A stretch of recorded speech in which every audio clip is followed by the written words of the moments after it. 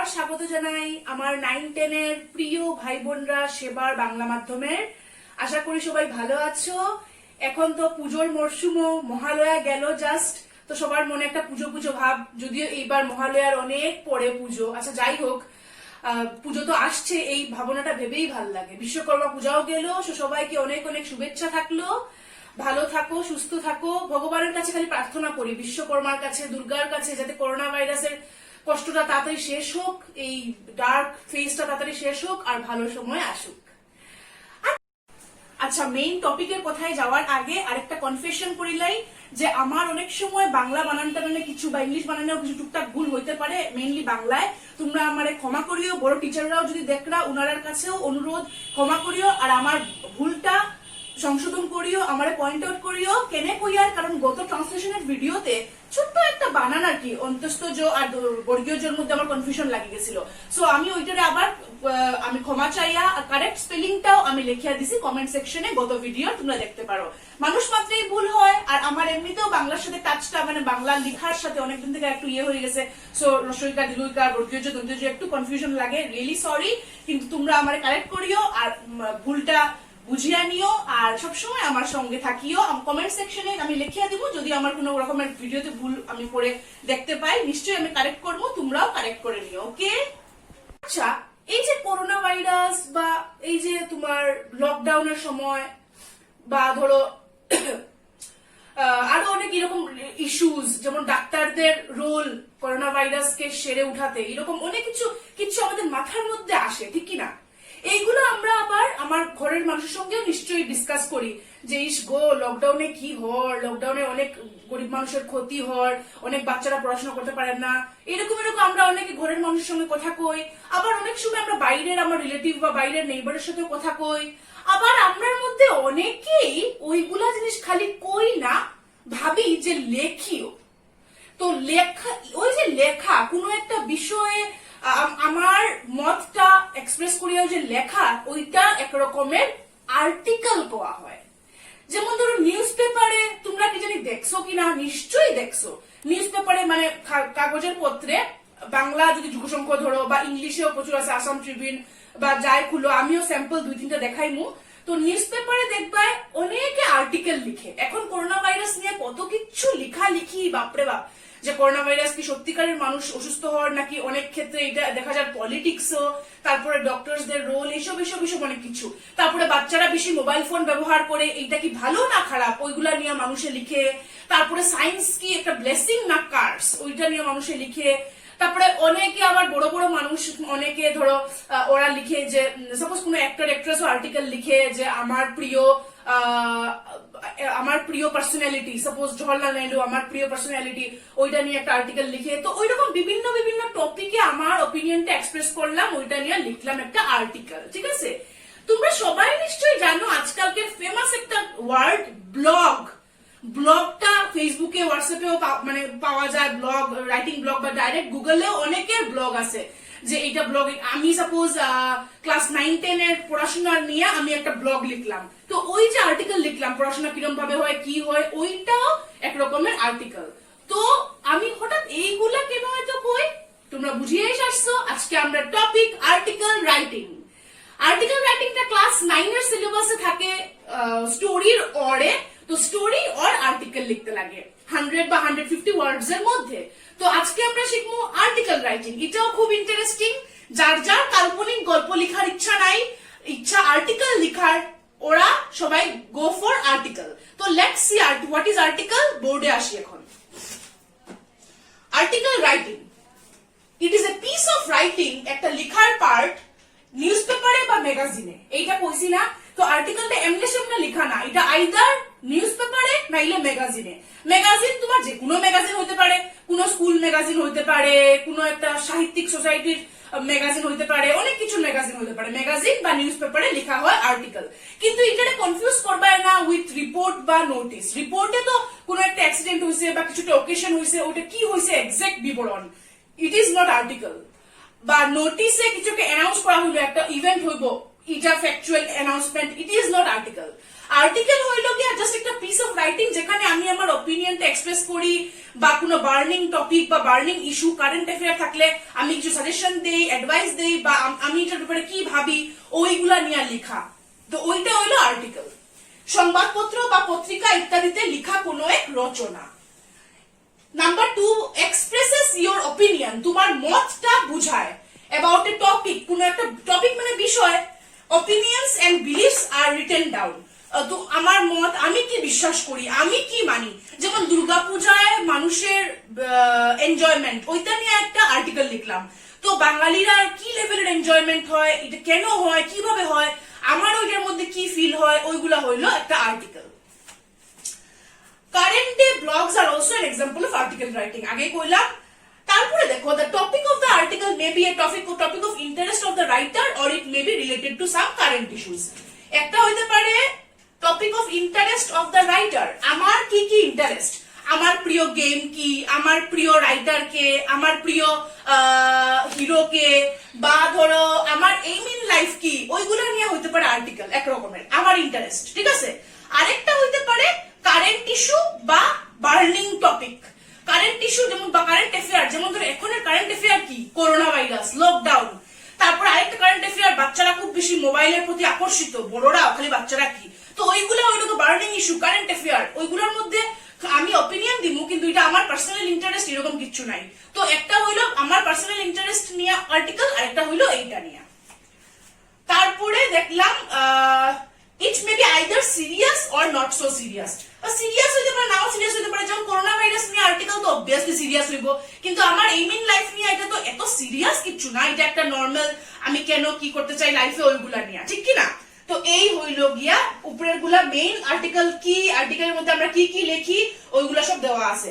কিছু ইম্পর্টেন্ট আর্টিকেলের নাম মানে টপিক আমি তারপরে কই, আর তার আগে কিছু ইম্পর্টেন্ট পয়েন্টস টু রিমেম্বার। যখন আমরা আর্টিকেল লিখি তখন টপিকটা বারবার পড়তে লাগবে, read the topic many Times. তারপরে বিভিন্ন তথ্য দিতে লাগবে টপিকের উপরে। যেমন ধরো এনভায়রনমেন্টাল পলিউশন, পলিউশন তো তোমরা সবাই জানো, এই যে আমাদের পরিবেশের মধ্যে যে ওয়াটার পলিউশন, এয়ার পলিউশন, প্রদূষণ হচ্ছে যে সব, মানে বাতাসটা নষ্ট, জল নষ্ট ইন্ডাস্ট্রির জন্য, এগুলা সব। তো ওইগুলা বিভিন্ন ইনফরমেশন দিতে লাগবে যে কি কি ভাবে প্রদূষণ হয় আর পলিউশনটা কি কি করে, এখন বিভিন্ন ইনফরমেশন দেওয়া দরকার ওই টপিকের বিষয়ে। Provide suggestion and pieces of advice if the topic is on any current affair or burning issue. যদি কোনো কারেন্ট অ্যাফেয়ার থাকে, যেমন ধরো তোমার পলিউশন নিয়ে থাকলো, তখন পলিউশনে কেমনে আমরা কম করতে পারি, গাছ কাটলে পলিউশন কম হইব, তারপরে জল পিউরিফাই করলে ভালো, ওইগুলো বিভিন্ন পয়েন্ট আমি মেনশন করবো, যেইগুলো ভালো ভালো সাজেশন, ভালো ভালো অ্যাডভাইস। বা ধরো বাচ্চারা বেশি মোবাইল ফোন ব্যবহার করে, তো ওইটার মধ্যেও বাচ্চারা কিভাবে নিজেকে কন্ট্রোল করতে পারে, আর মোবাইল ফোন যখন দরকার তখন ব্যবহার করুক, বাকি সময় করুক না, তাইলে খারাপ ইফেক্টটা হইব না। তো ওইগুলো সাজেশন অ্যাডভাইস আমি দিমু আর্টিকেলে, যখন লেখমু তখন আরো বুঝবে। ফলো দ্য ওয়ার্ড লিমিট, শব্দ সীমার ভিতরে রাখবে। তো এখন শব্দ সীমাটা ফলো করা খুব দরকার। যদি পরীক্ষায় দেয় 100 ওয়ার্ড, যদি দেয় 150 ওয়ার্ড, তোমরা 150-র বেশি দেয় না, আমি দেখছি।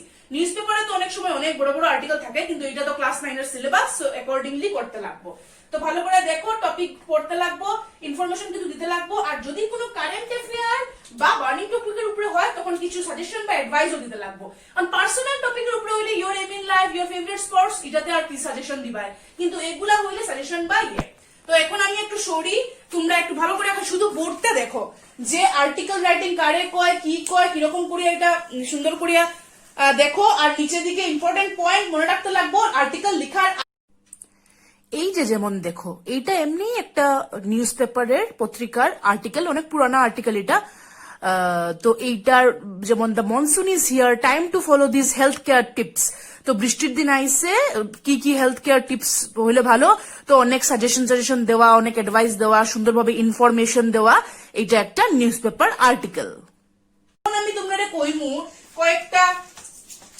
কয়েকটা আর্টিকেল যেগুলা দেখছি টেস্ট পেপারে সব সময় মানে রিপিট হতে থাকে, তো এগুলা খুব ইম্পর্টেন্ট, নিজেও লেখার চেষ্টা করবা। আমি অফকোর্স লিখিয়া দেখাইমু মডেলস। তো যেমন ধরো সবচেয়ে ইম্পর্টেন্ট পাইলাম যেটা, এটা হলো ইয়োর এইম ইন লাইফ, তোমার জীবনের লক্ষ্য। তো এটা তো আমি লিখাইমুই ফর শিওর, এটা 2 দিন তো 1 বছর পরেই আয়। তারপরে আরেকটা আছে বেনিফিটস অফ ফিজিক্যাল এক্সারসাইজ, ব্যায়ামের ভালো ফলটা কি ফিজিক্যাল এক্সারসাইজের, ওইটাও খুব ইম্পর্টেন্ট।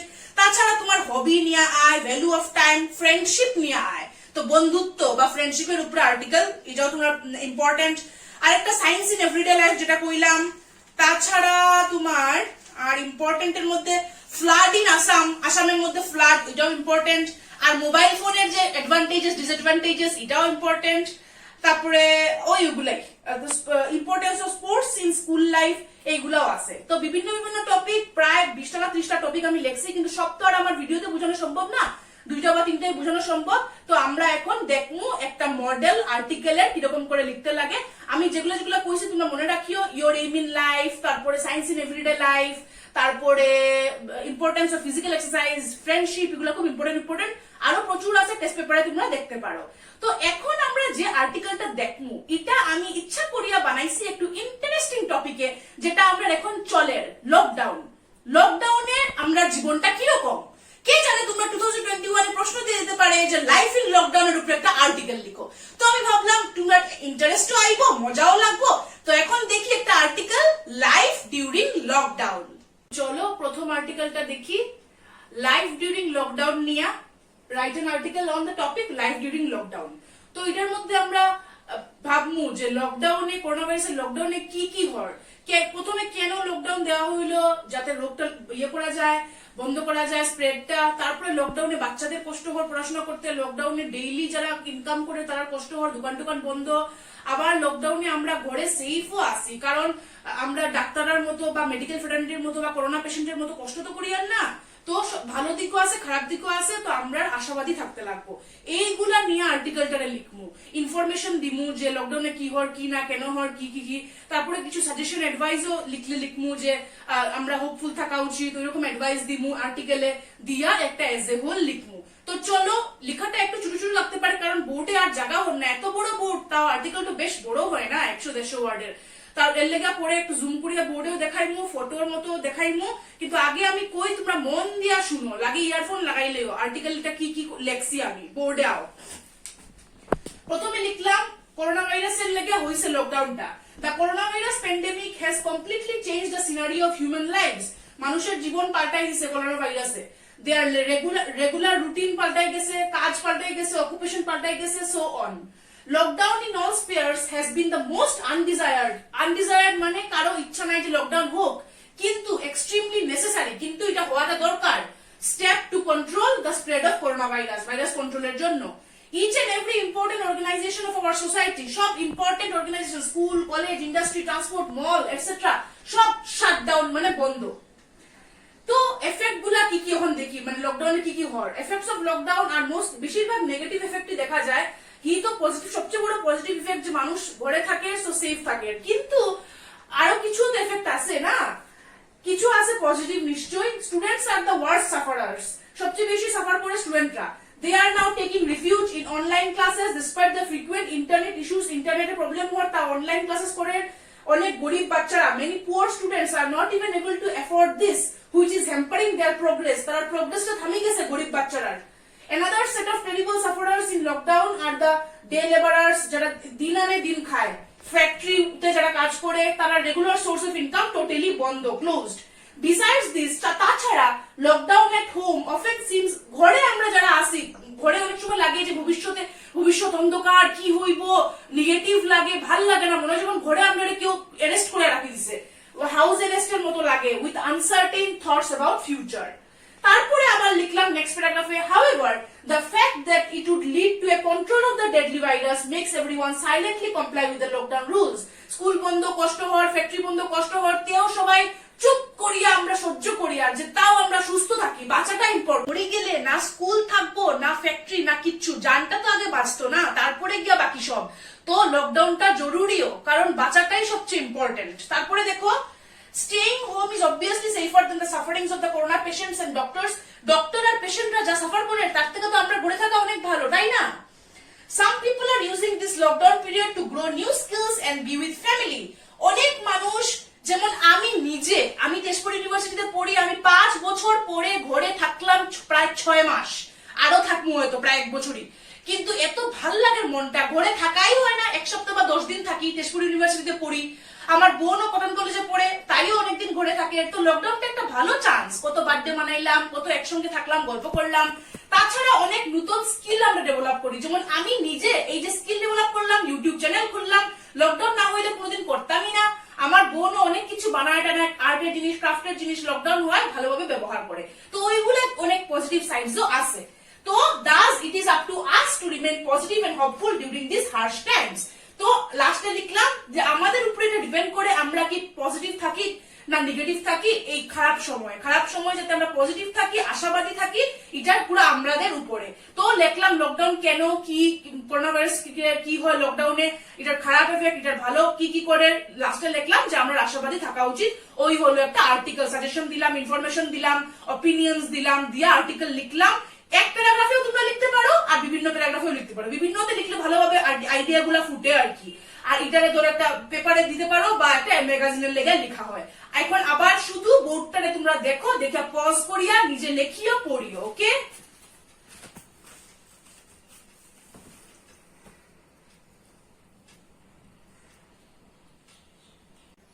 একটা আর্টিকেল দেখলাম যেটা আমার পার্সোনাল ইন্টারেস্টের উপরে আসিল না, এটা আসিল একটা জ্বলন্ত বিষয়ের উপরে, লকডাউনের উপরে বা একটা কারেন্ট অ্যাফেয়ারের উপরে আসিল। হ্যাঁ, এখন দেখি আরেক রকমের আর্টিকেল যেটা একটা পার্সোনাল ইন্টারেস্টের উপরে আর্টিকেল।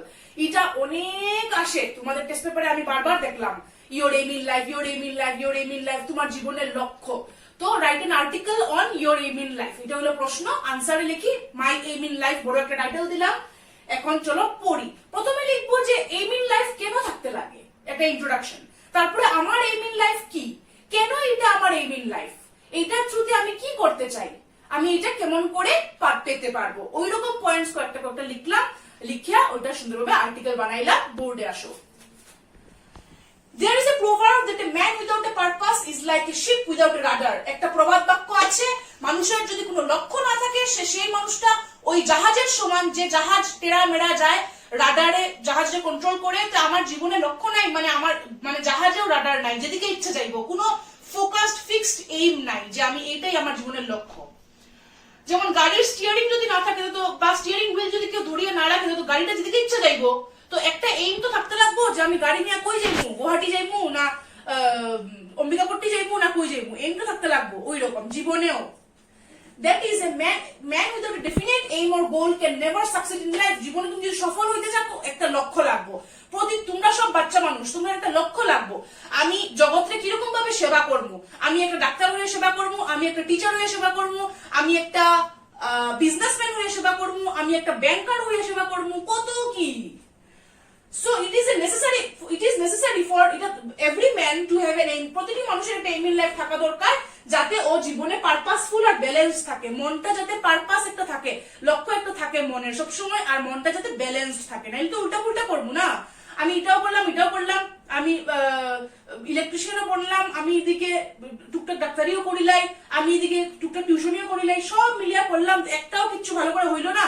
এরকম না করিয়া একটা লক্ষ্য রাখো যে এই লক্ষ্যটা আমি পাইমু, আর এই লক্ষ্যর থ্রুতে আমি জগতের সেবা করবো। এটা আমার অ্যাম্বিশন বা aim in life. I aspire, আমি বলতে চাই বা আমি যাইতে চাই, আমার আশা এটা, যাইতে চাই আমি to go in the education line, এডুকেশনের দিকে যেতে চাই। My aim in life is to become a teacher in a secondary school. Secondary স্কুলে আমি একটা ছাত্র হইতে চাই। এটা আমি একটা এক্সাম্পল জাস্ট দিয়ার। তোমরা ডাক্তার হইতে ভালো লাগে ডাক্তার লেখো, ইঞ্জিনিয়ার হইতে ভালো লাগে ইঞ্জিনিয়ার লেখো, আর্টিস্ট হইতে ভালো লাগে আর্টিস্ট লিখো, প্রফেসর হইতে ভালো লাগে প্রফেসর লিখো, যা ভালো লাগে লিখো। এটারই এক্সাক্ট কপি করিও না, এটা জাস্ট একটা এক্সাম্পল যে টিচার হইতে ভালো লাগে, ঠিক আছে। আর আমার টিচার হইতেই ভালো লাগে, সেকেন্ডারি স্কুল হোক আর ইউনিভার্সিটি হোক আর কলেজই হোক, আমি টিচারই হইমু। তো এর লাগে আমি এটা স্পেশালি লিখছি, বিকজ আমার মনের খুব কাছে হইলো টিচিং প্রফেশনটা। এই যে তোমরা পড়াই আমার খুব ভালো লাগে। কলেজ আর এগুলো তো বাদ দাও, প্রথমে আমি হইলাম ইউটিউবের টিচার, তারপরে দেখা যাইবো কিসের টিচার। আচ্ছা নেও, এখন মেনি মাইট ওয়ান্ডার, অনেকে ভাবতে পারে আচ্ছা সেকেন্ডারি স্কুল মানে কি, মানে ওই যে তোমার ক্লাস 10 অবধি যেগুলো স্কুলে থাকে আর কি। মেনি মাইট ওয়ান্ডার, অনেকে ভাবতে পারে যে এই টাকার পয়েন্ট অফ ভিউ থেকে এটা এতটা বেশি হাইলি প্রমিসিং জব না, এত বেশি টাকা তো এটাতে নাই। ক্লাস 8, 9, 10 যদি পড়াও মানে স্কুলে টুলে, এত বেশি তো হাইফাই নাই যেটা যদি হয়তো ডাক্তার হইলে প্রফেসর হইলে ইঞ্জিনিয়ার হইলে হইব। তো কেউ ভাবতে পারে যে এইটা কেন এইম, এইটা এইম কারণ this is the closest to my heart, আমার মনের কাছে এই প্রফেশনটা, কারণ আমার বাবাও ছিলেন একজন সেকেন্ডারি স্কুলের হেডমাস্টার। তো এইরকম ভাবে লিখমু। এরকম হইতে পারে তোমরা যে আমি ডাক্তার, কোনজন তোমার মধ্যে কেউ, আমি জানি এটা মাথায় আছে, আমি ডাক্তার হতে চাই কারণ আমার বাবাও ডাক্তার, আমার মাও ডাক্তার, বা আমি ইঞ্জিনিয়ার হতে চাই কারণ আমি দেখি আমার কাকু ইঞ্জিনিয়ার, আমার মামা ইঞ্জিনিয়ার, তো আমার ভীষণ ভালো লাগে, হইতেই পারে। তো তোমরা অ্যাকর্ডিংলি লিখবা, নট নেসেসারি এরকম লিখতে হয়। তারপরে দেখি হি ইজ ইন্সপায়ারিং এক্সাম্পল। তো আমার বাবার যে অনুপ্রেরণা, ওইটাই আমার শিখাইছে যে টিচিং থেকে বড় আর কোনো কাজ হইতে পারে না। আর বাচ্চারা 8, 9, 10 এর বাচ্চাদের ক্যারেক্টার বা চরিত্র যদি আমি গড়তে পারি, তাহলে আর বড় কিছু হইতে পারে না। এটা দেশের জন্য অনেক বড় কাজ। The shapes these students are given at their formative years. Formative years মানে ওই বয়সটা যখন বাচ্চারা মানে গড়িয়া উঠে, বাচ্চারা মন, বাচ্চারা সব দিকে। তো ওই সময় যখন বাচ্চারা 8, 9, 10 এর বাচ্চারা যখন মন গড়িয়া উঠে, সব শিক্ষা ক্যারেক্টার গড়িয়া উঠে, তখন যদি আমি তাদের পড়াইতে পারি, তখন আমি দেশের ভবিষ্যৎটাও গড়তে পারবো। তো তখন যদি তারা ভালো মানুষ হয়, তখন either make or destroy their whole future. তার ভবিষ্যৎটা ভালো হইব, নেশনের ভবিষ্যৎটা ভালো হইব, বা ভবিষ্যৎটা খারাপ হইব। এটা বুঝায় যে আমি কিরকম ভাবে তারা পড়াই বা তারা কিরকম ভাবে পড়ে 9, 10 এ, 8, 9, 10 এ। তো মাই ambition is to play my humble part in this important work. তো বাচ্চাদের ভবিষ্যৎ গড়ার কাজে আমার ইচ্ছা আমি একটা ছোট একটা বিন্দু একটা ঢালবো, বৃষ্টির বিন্দু একটা সেই সমুদ্রে। I will try my level best to impart lessons on life, morality and good character besides lessons on their subjects with dedication. আমি চেষ্টা করব খালি তারা ইংলিশ 1, ইংলিশ 2 আর এইগুলা পড়াইতাম না, খালি সায়েন্স পড়াইতাম না, খালি ম্যাথস পড়াইতাম না। আমি তারা চরিত্র নিয়ে পড়াইমু, চরিত্র নিয়ে শিক্ষা দিতে চেষ্টা করবো, জীবন নিয়ে শিক্ষা দিতে চেষ্টা করবো, ওইগুলা সব নিয়ে শিক্ষা দিতে চেষ্টা করবো। তারপরে মাই প্যারেন্টস অলসো বিলিভ, আমার মা বাবারা বিশ্বাস করে যে শিক্ষক হওয়ার মতো বড় আর কিচ্ছু নাই। তো আমি ভাবি যে তার আই এম শিওর তার ব্লেসিংস মানে আশীর্বাদ আমারে হেল্প করব যাতে আমি এই লক্ষ্যে দৃঢ় থাকি আর আমি আমার এইম ইন লাইফটা পাই। তো এত দারুণ ভাবে এইরকম ভাবে একটা লিখলাম, তোমরাও এরকম ভাবে লিখিও। যার টিচার হইতে ইচ্ছা করে, নট নেসেসারি স্কুল টিচার, কেউ ইচ্ছা করবো কলেজে, ইউনিভার্সিটি, ঠিক কিনা, লেখিও। আর কেন ইচ্ছা করে, কিভাবে ইচ্ছা করে, কার থেকে অনুপ্রেরণা পাইছো, ওইটা হইলে তুমি কি করবায়, কি না জগতের সেবা করবায়। তো ওইগুলো বিভিন্ন, কেউ পাইলট হইতে ইচ্ছা করতে পারে, কেউ হইতে ইচ্ছা করতে পারে আর্মিতে যাওয়ার, দেশে সার্ভ করতো। তো ওইগুলা তোমরা লিখবায়। তো এই হইল গিয়ে একটা আর্টিকেল মাই এইম ইন লাইফের উপরে। এখন আমি বোর্ডটাকে ফোকাস করে দেখাই, তোমরা পজ করিয়া দেখতে পারো।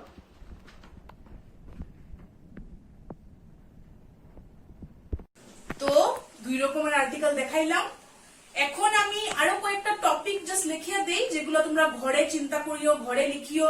টপিক গুলা খুব টেস্ট পেপার থেকে তুলা, আর কয়েকটা আইডিয়াস আমি দিয়া দেই যে কি কি তোমরা পয়েন্টস লিখতে পারো। ওকে, কারণ ভিডিওতে তো সব লিখিয়া দেখানো সম্ভব না, কিন্তু তোমরা ঘরে তো প্র্যাকটিস করতেই পারো অ্যাকর্ডিং টু দা গাইডলাইন্স যা আমি দিলাম। ওকে, প্রথমে দেখো সায়েন্স ইন এভরিডে লাইফ, প্রতিদিন জীবনে বিজ্ঞান। তো প্রতিদিন জীবনে বিজ্ঞানের কি অবদান, কত অবদান।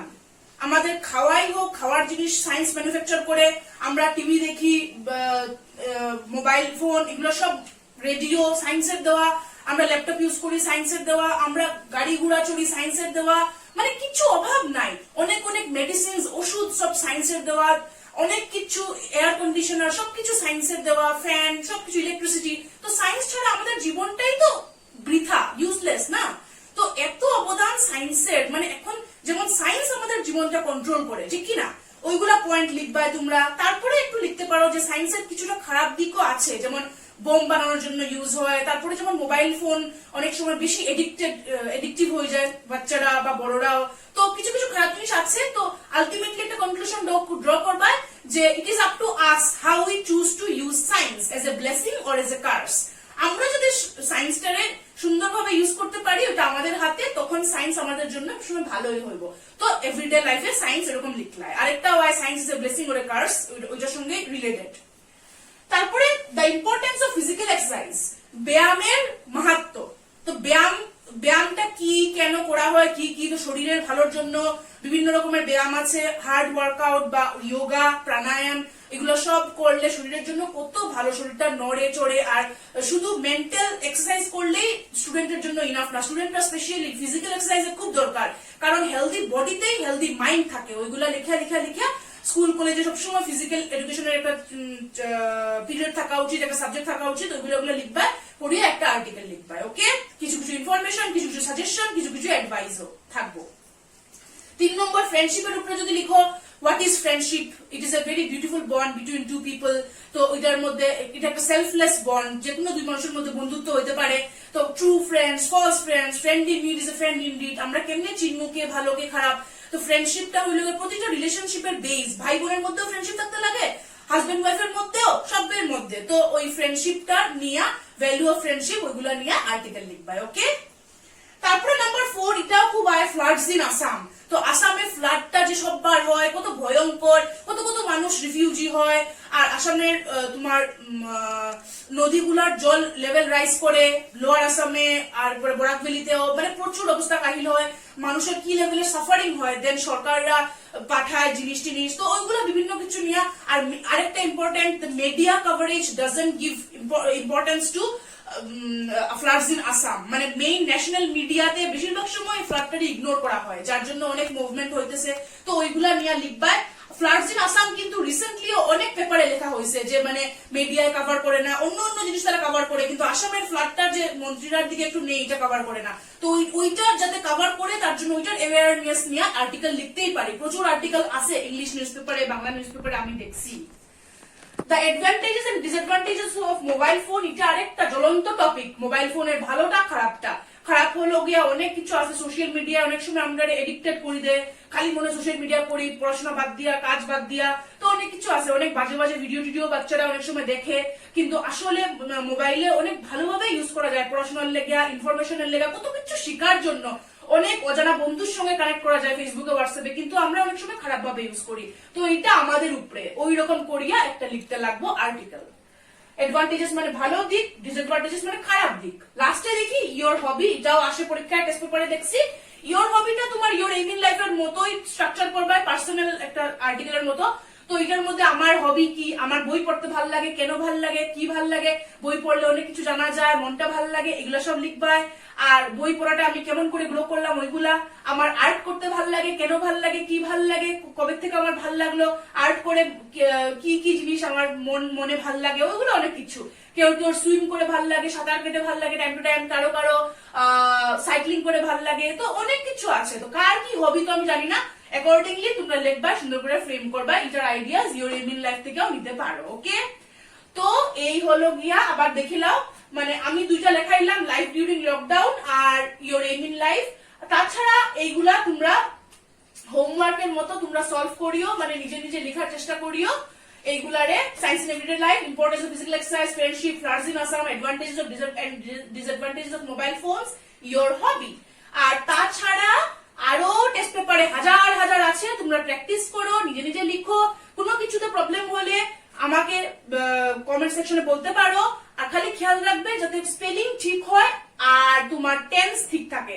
সেন্টেন্স স্ট্রাকচার, স্পেলিং আর টেন্স যাতে ঠিক থাকে, চাহে তুমি স্টোরি লিখো, এমপ্লিফিকেশন লিখো, আর্টিকেল লিখো, নোটিস লিখো, রিপোর্ট লিখো।